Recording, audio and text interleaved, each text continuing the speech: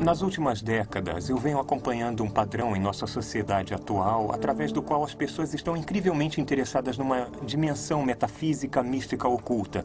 E isso é algo que literalmente está acontecendo em todos os países do mundo. Hoje, através do conceito de que Deus é tudo, porque as pessoas adotaram um ponto de vista metafísico oriental, elas se voltam para a yoga, para a meditação, para experiências extracorpóreas ou para uma crença na consciência dos cristais. As ideias consideradas pagãs no passado estão sendo adotadas hoje como uma nova espiritualidade e estão literalmente sendo adotadas em todo o mundo. Em 1 Timóteo 4, versículo 1, ora, o Espírito afirma expressamente que, nos últimos tempos, alguns apostatarão da fé por obedecerem a espíritos enganadores e ensinos dos demônios. Eu tenho viajado pelo mundo entrevistando pessoas que usam drogas, psicodélicos, que praticam yoga, se submetem à hipnose. Há cerca de 200 maneiras de se chegar ao estado alterado de consciência. No estado normal de consciência, o espírito faz funcionar o seu cérebro. No estado alterado, tal ligação é relaxada, permitindo outro espírito para se interpor. Desligar os neurônios do cérebro, criando um universo de ilusão, se refere a ter cuidado com ceder a espíritos sedutores e doutrinas dos demônios. Uma das grandes coisas de hoje em dia é a incorporação, a comunicação com seres espirituais, presente no mundo dos negócios. E como já disse, eu viajei pelo mundo entrevistando pessoas e posso lhes dizer isso. Há uma comunhão da informação que lhes é transmitida. Todos recebem a mesma revelação dessas entidades espirituais. Paulo falou sobre a doutrina dos demônios em 1 Timóteo, capítulo 4, versículo 1, e que estaria envolvida num logro que também ocorre em nome do cristianismo. Ele falou sobre muitas pessoas que desviariam as pessoas, e é isso que estamos vendo acontecer. Um dos maiores enganos que ocorrem em nosso tempo está acontecendo em nome do cristianismo, quando as pessoas adotam uma forma de cristianismo baseada em experiências extrabíblicas. Quem somos nós? Somos contra a mistura de raças. Somos a favor de Jesus Cristo. Está trazendo uma criança para esse meio. Acha que isso é bom para ela? Eu sei o que é bom para ela. Pois a Bíblia diz que devemos criar as crianças da maneira que deve ser. E esta é a maneira. Havia alguma outra coisa que controlava completamente o meu corpo. Muitas coisas estranhas estão ocorrendo em nome do cristianismo. Nós vemos o surgimento da adoração satânica, dos cultos satânicos. Nós o ouvimos através dos músicos. Nós o vemos invadindo a cultura da juventude de hoje. E nós vemos os jovens fazendo coisas tão terríveis, coisas inimagináveis. Por que são atraídos para esses cultos satânicos? Por que eles não podem ser atraídos para esses cultos? Porque eles não foram informados sobre a verdade do Evangelho. Porque os pais deles não compartilharam com eles a verdade de Deus. Nós temos uma epidemia de jovens participando em algumas formas de satanismo. Vamos pegar uma parte do sangue ou do corpo e beber ou comer. Todas as religiões estão se unindo ao satanismo. Estamos inaugurando uma nova era satânica. A evidência está à nossa volta e tudo que precisamos fazer é vê-la. Salve, Satanás! Salve, Satanás! Salve, Satanás! Há um grande fascínio pelo oculto, porque eles não têm a verdade de Deus em seus corações. Nunca antes vimos tal explosão de cartomantes, hipnotismo, videntes, feiticeiros, masmorras, dragões e esse tipo de coisa que vemos no nosso mundo de hoje em dia. Eu tentei algumas coisas diferentes, magia, Krishna, coisas assim. Eu sou livre e aberta, mas eu acredito realmente que os deuses foram apenas inventados para ajudar a encontrar uma razão para a vida, porque não sabemos as respostas. Acho que estamos nos tornando mais tolerantes. Os crimes e as coisas que acontecem na sociedade estão fazendo com que a moral decaia e nos tornemos mais tolerantes. Menos pessoas estão indo às igrejas, é o declínio dos valores morais, valores éticos, novamente atribuídos ao controle dos pais. Nós, como adultos, Temos a tendência a dizer uma coisa e a fazer outra. Mas nós queremos que as crianças façam exatamente o que mandamos quando lhes mostramos algo totalmente diferente. Em outras palavras, quer dizer, faço o que eu digo, mas não o que eu faço. Declínio moral. Legalize o aborto. Em 2 Timóteo, capítulo 3, nós lemos: Sabe, porém, isto: nos últimos dias sobrevirão tempos difíceis, pois os homens serão egoístas, avarentos, jactanciosos, arrogantes, blasfemadores, desobedientes aos pais, ingratos, irreverentes, desafeiçoados, implacáveis, caluniadores, sem domínio de si, cruéis, inimigos do bem, traidores, atrevidos, enfatuados, antes amigos dos prazeres que amigos de Deus, tendo uma forma de piedade, negando-lhe, entretanto, o poder. Essa geração tem assistido à explosão de pornografia e o aumento dramático do aborto, sendo exigido em todo o mundo. Nós, como geração, somos amantes do prazer e somos insolentes para com Deus. Um exemplo de nossa geração profana é a explosão de prostituição infantil, de acordo com World Watch. A prostituição infantil por todo o mundo aumenta de forma desmedida. Somente na Tailândia há uma estimativa de 800 mil crianças prostitutas, a maioria com menos de 16 anos. Ou consideremos o fato de que a legalização do aborto se espalhou mundialmente a partir de 1960. De acordo com Planned Parenthood, 50 milhões de bebês são abortados a cada ano em todo o mundo. Em outras palavras, essa geração está assassinando 137 mil bebês indefesos a cada dia. Certamente, é uma geração sem amor, brutal. Jesus declarou: Pois assim foi como nos dias de Noé, também será a vinda do Filho do Homem. Não é surpresa que nos tempos de Noé, a terra estava corrompida à vista de Deus e cheia de violência. Quando ouvimos as notícias e sabemos dos crimes hediondos que são cometidos pelo mundo, lamentavelmente sabemos que tal profecia também está sendo realizada. Ah, meu Deus! Ah, meu Deus! Não acredito que tenha acontecido. Malvado, brutal, repugnante, horrível. Escolha uma palavra. Após 4 décadas de aumento nos índices de criminalidade, 6 vezes mais assaltos à mão armada, agressões, o triplo de números de estupros, o dobro de números de homicídios, a questão é: por quê? O número de adolescentes que mataram foi além do dobro desde 1985. Isso é ruim, e a pior notícia é o que ainda está por vir. Uma das coisas que quase todos observam hoje é a violência, o terrorismo, a imoralidade que está acontecendo literalmente ao redor do mundo. E as pessoas se perguntam: o que está acontecendo? Por que está acontecendo? O que está acontecendo ao comportamento humano? De acordo com o livro de Romanos, capítulo 1, podemos facilmente entender isso porque a Bíblia nos diz que quando o homem rejeita a Deus como Criador, nós podemos esperar ver o homem seguir o caminho da depravação. Quando não há Deus, o homem não presta contas a Deus. Não há moral, não há valores e o homem pode criar suas próprias regras. Jesus disse: o mesmo aconteceu nos dias de Ló.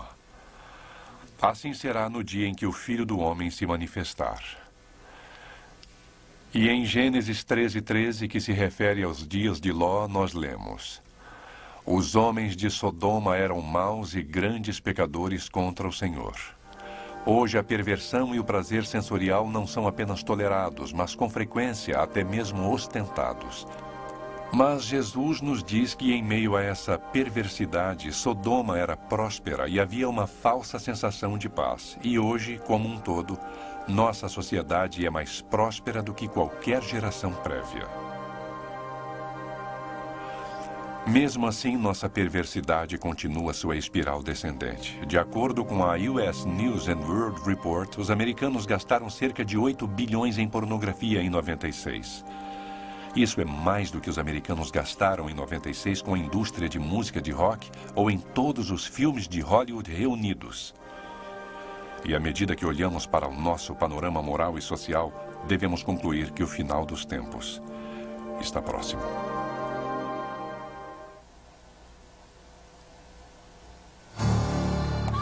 Israel. Esta é uma nação cuja história foi prevista pelos profetas de Deus. Se quiserem saber qual é o tempo pelo relógio de Deus, olhem para a nação de Israel.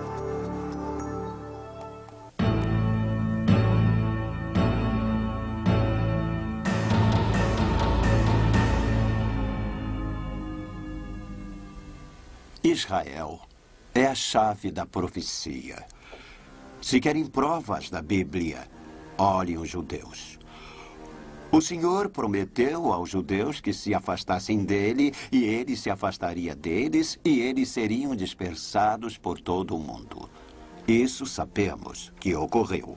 Porém, o impressionante, a coisa milagrosa, é que apesar de terem ficado quase 2000 anos sem terra, mesmo assim eles mantiveram sua identidade nacional. Isso é algo totalmente sem paralelo na história do homem. Nenhuma outra nação foi capaz de manter sua identidade nacional por mais de 300 anos sem uma terra natal. Deus não apenas preservou a identidade nacional dos judeus, mas prometeu que nos últimos dias os reuniria novamente em sua terra natal. Em Ezequiel capítulo 37 nós lemos: Assim diz o Senhor Deus, tomar-vos-ei entre as nações e vos congregarei de todos os países e vos trarei para a vossa terra e a tornarei uma nação na terra das montanhas de Israel. De forma surpreendente, essa geração assistiu à realização de tal profecia. Hoje mesmo, milhares de judeus continuam a se reunir novamente na nação de Israel. Uma nação que permaneceu em ruínas por quase 2000 anos. A Bíblia fala sobre Israel ser reunida em sua terra. Isso não é novidade. Em 14 de maio de 1948, o Estado de Israel foi reestabelecido. A Bíblia diz que eles retomariam a Jerusalém Bíblica. E em junho de 1967, ela foi reavida, a Jerusalém Bíblica. Eu vou preservá-los como um grupo nacional étnico identificado de pessoas, porque nos últimos dias eu vou trazê-los de volta para sua terra. Em 1948, ele os reuniu de volta em sua terra, e eles têm continuamente retornado para a terra de Israel desde então. Cálice de Tontiar. No livro de Zacarias, capítulo 12, Zacarias prediz que Jerusalém será feita uma taça de tontear para todas as nações do mundo. Todas as nações que se erguerem contra ela serão feitas em pedaços, segundo a linguagem dele. Temos uma cidade que não é grande, que não tem recursos naturais, não tem porto, nem rio, não tem motivo para ser relevante no cenário moderno. É importante para quem? Para uma minoria de judeus, não para todos eles. Para o Islão a teve durante 1000 anos e deixou que virasse cascalho, até que descobriram que era importante para os judeus. Então, é claro, se tornou muito importante para o Islão. Para os cristãos, bem, nós gostamos de visitá-la, mas não morreríamos por ela. Então, a ideia de que Jerusalém será uma pedra pesada para todo o mundo, à sua luz, parece absurda. Se olharmos à nossa volta hoje, enquanto assistem esse vídeo, o pessoal dos governos de cada capital das nações importantes, internacionalmente relevantes no planeta Terra, luta para saber a postura a tomar, como lidar com o que o pessoal da inteligência chama de a luta por Jerusalém. Zacarias capítulo 12, Deus disse: Eu farei de Jerusalém um cálice de tontear. É difícil acreditar. Há 2500 anos, Jerusalém jazia em ruínas, cercada por desertos. E Deus disse: Deixe-me dizer uma coisa. O dia virá quando quase 6 bilhões de pessoas estarão com seu olhar em Jerusalém, com medo e tremendo, sabendo que a próxima guerra mundial, quando começar, vai ser por causa daquela cidade que é um lugarzinho de nada. Não dá para explicar isso de forma lógica. Até a importância de Israel como local religioso não explica o interesse do mundo sobre essa pequena nação. Porque se compararmos o número anual de turistas que visita Israel com o número que visita o relicário de Lourdes na França, notamos que os turistas visitam um único relicário mais vezes do que visitam Israel.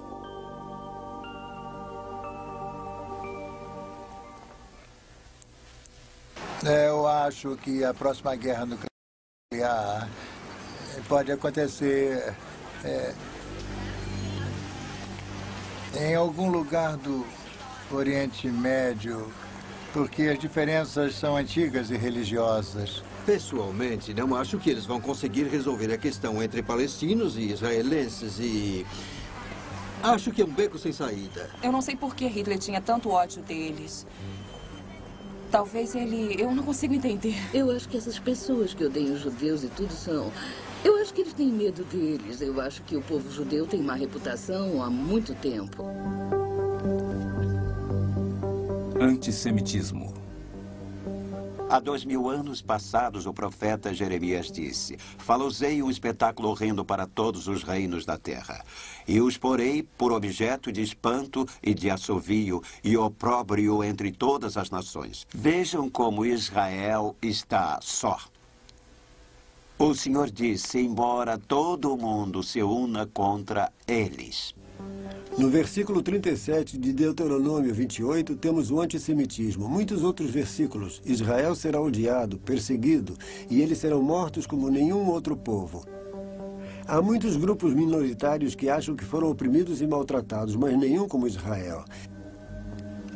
E não temos tempo para lhes dar exemplos, mas o antissemitismo é horrível. Visitem Auschwitz. Sabiam que depois de Auschwitz, depois que aqueles sobreviventes esqueléticos foram soltos, 1.500 deles foram mortos pelos poloneses quando voltaram tentando reaver as casas das quais a Gestapo os tinha tirado para exterminá-los?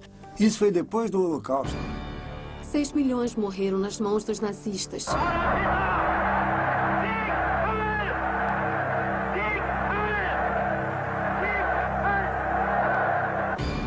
O ano era 1967, Israel lutando para sua sobrevivência contra as forças árabes combinadas. A tropa não conseguiu impedir que radicais palestinos atacassem e matassem israelenses. O antissemitismo continua até hoje. Deus o previu, mas ele disse: 1000 Hitlers não poderão varrê-los. Eu vou preservá-los como um grupo nacional de pessoas com identidade étnico, porque nos últimos dias eu vou levá-los de volta para sua terra. Israel floresce. O profeta Isaías disse isso. Dias virão em que Jacó lançará raízes, Israel florescerá e brotará e encherá de frutos o mundo. A nação de Israel se tornou o terceiro maior exportador de frutas no mundo. Deus falou sobre as montanhas de Israel e que elas seriam plantadas novamente. Seriam reflorestadas, a terra seria arada e essa terra se tornaria tão árida, frutificaria como o jardim do Éden. Deus disse, eu farei e ele fez. Se forem até Israel, verão os campos cobertos de verde, cobertos com árvores e poderão ver o que Deus fez. Olhamos outro versículo interessante, no Velho Testamento. Isaías 27, versículo 6. Aspas. Israel florescerá e brotará, e encherá de frutos o mundo. Fecha aspas. É isso mesmo. Era um deserto até há poucos anos atrás. Não era habitado e parecia ser inabitável. Se forem a Israel hoje, as florestas que plantaram trouxeram um aumento nas chuvas. E em Joel 2, versículo 23, isso foi previsto. Israel vende flores para a Holanda. Isso é surpreendente que exatamente o que foi previsto nas Escrituras esteja acontecendo em nossos dias. Se forem lá, Israel está florescendo como um botão. De acordo com o Biro Central de Estatísticas de Israel, o país aumentou significativamente a irrigação na terra durante nossa atual geração. Vista do espaço, aquela terra que sempre fora árida, hoje está repleta de vegetação, em total contraste com as nações vizinhas, que são praticamente áridas. O templo. Das muitas passagens das Escrituras da Bíblia que se referem ao futuro, profecias que dizem respeito à nação de Israel, nós ficamos sabendo que o templo deve ser reconstruído para que tais profecias sejam realizadas. É interessante notar que os judeus estão muito interessados em reconstruir seu templo. Houve muitos grupos formados com a intenção de reconstruir o templo. Eles já estão fazendo instrumentos para serem usados no templo para os sacrifícios e para a adoração no templo. E podemos ir a Jerusalém hoje e ver móveis e utensílios que já foram feitos de acordo com as leis levíticas. Uma das próximas coisas a acontecer será a reconstrução do templo. Como sabemos, Jesus, Paulo e João fazem referência a isso. E as notícias vindas de Israel informam que eles estão se preparando para a reconstrução. O Instituto do Templo fabricou 63 dos 103 implementos a serem usados pelo templo. Há centenas de jovens sendo treinados para servirem como sacerdotes no templo. Os cientistas se empenham tentando resolver o que ainda falta e na tarefa de saber qual deverá ser a precisa localização do templo. Há algo na alma dos israelenses a respeito desse templo. Eles já têm planos, já têm as pedras, já têm os instrumentos, têm os mantos e estão prontos para agir. E o templo, de fato, será reconstruído. E o anticristo é aquele que irá permitir que isso aconteça. Vários versículos bíblicos confirmam que o templo judeu será reconstruído em Jerusalém durante os últimos dias. Em Apocalipse, capítulo 11, versículo 1, nós lemos: Dispõe-te e mede o santuário de Deus, o seu altar e os que naquele adoram. Deus previu tudo isso. E este é o grande sinal. Perguntariam, Deus existe? Como sei que Deus existe? Israel, olhem só, exatamente o que ele disse que ia acontecer, aconteceu. Não podemos ser ateus, não podemos ser agnósticos, ninguém pode negar isso. São fatos. Aconteceu diante de nossos próprios olhos e, é claro, ainda há mais por vir. E porque o que ele previu já aconteceu, nós temos toda a confiança de que o que ele diz que ainda está por vir irá acontecer exatamente como diz a Bíblia. Neste segmento, examinaremos a profecia bíblica relativa a um único sistema global, político e religioso, que será necessário para que o homem sobreviva.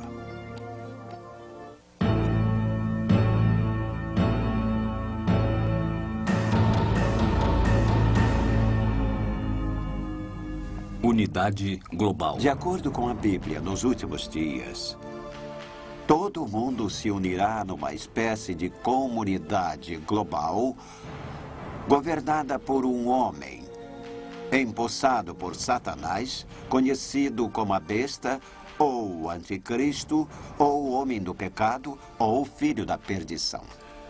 Em Apocalipse, capítulo 13, lemos: E toda a terra se maravilhou seguindo a besta.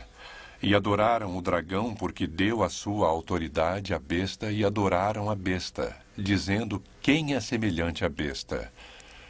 Quem pode pelejar contra ela? A Bíblia indicou que no final dos tempos, como ela o chama, surgirá um líder global. E ele vai ser o homem mais atraente que o mundo já viu. O mundo irá adotá-lo e, incidentalmente, ele será um homem de paz, um homem de finanças, não militar. Ele se tornará poderoso em termos militares para que quem venha guerrear contra ele se arrependa. Em 1995, centenas de líderes políticos, de negócios e religiosos se reuniram em São Francisco para o primeiro Fórum Anual do Estado Mundial. Sua missão declarada é a construção da primeira civilização global. Propostas incluíram a criação de uma linguagem comum, uma moeda única e a união e aceitação de todas as religiões. Um dos líderes religiosos disse que o universo está buscando se realizar através de nós. E à medida que estudamos os eventos mundiais, devemos concluir que o mundo está trabalhando no sentido de uma nova ordem mundial. É interessante quando examinamos o que acontece em cada país. Não apenas na América, mas também na maioria dos países da Europa, parece estar havendo uma motivação secreta sendo seguida no sentido de um governo global socialista centralizado.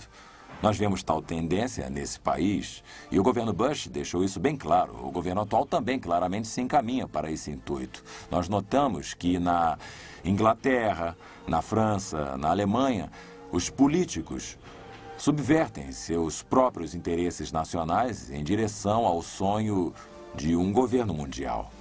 Há muitos motivos para isso. Os idealistas acreditam que isso possa ser melhor para o meio ambiente, para a Terra, e outros dizem que a motivação verdadeira provavelmente seria a proliferação nuclear. Não, o mundo está caminhando para um desastre, e quando nos atemos a tais questões, a conclusão a que se chega é que a única resposta seja a supervisão global. A maior parte da liderança mundial persegue um ideal, que presume que será necessário haver um único governo do planeta Terra, e o desafio diante da humanidade é como chegar a ele de forma não violenta. Unidade religiosa. Acho que todos sabem que estamos seguindo para um governo mundial único. Temos que nos livrar das guerras, da rivalidade entre nações, mas estamos também caminhando para uma religião mundial. É preciso. A maioria das guerras, mesmo agora nesta terra, são entre facções religiosas, facções tribais.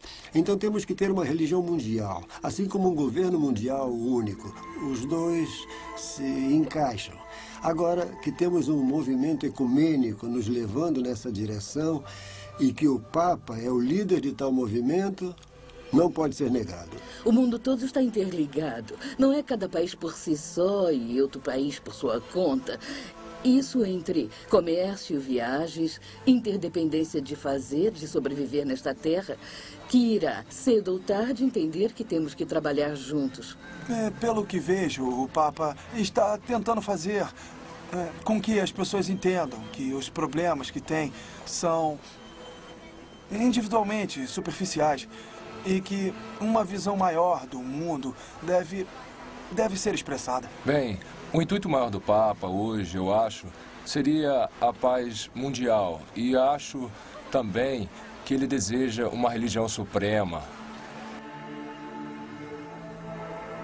Em 1986, em Assis, na Itália, o Papa João Paulo convidou 130 líderes das principais religiões mundiais para se reunirem e orarem pela paz. Esse Dia Mundial de Oração pela Paz, ao qual vieram de tantas partes do mundo, gentilmente aceitando o meu convite. Orando juntos estavam budistas, maometanos, hindus, sacerdotes e até espíritas. O Papa agressivamente procurou um terreno comum e a unidade entre as pessoas de todos os credos. A Bíblia também se refere à liderança da cidade de Roma, principalmente num sentido eclesiástico, e o surgimento do Vaticano, no papel de ser líder de um movimento ecumênico, parece absurdo se estudarmos a estreiteza e a concentração e o conservadorismo dos católicos durante os últimos 1000 ou 1500 anos. Para dizer que Roma seria líder no sentido da nova era ou no sentido panteísta, parece realmente um absurdo. E mesmo assim, se observarmos dia a dia o Vaticano adotando a evolução, parece brincadeira. E está acontecendo. Então, a questão é que quanto mais estudamos esses principais temas da Bíblia, e quanto mais nos preocupamos em colocar o horizonte mundial em perspectiva, mais parece que estamos rumando para aquele período sobre o qual a Bíblia tem tanto a dizer.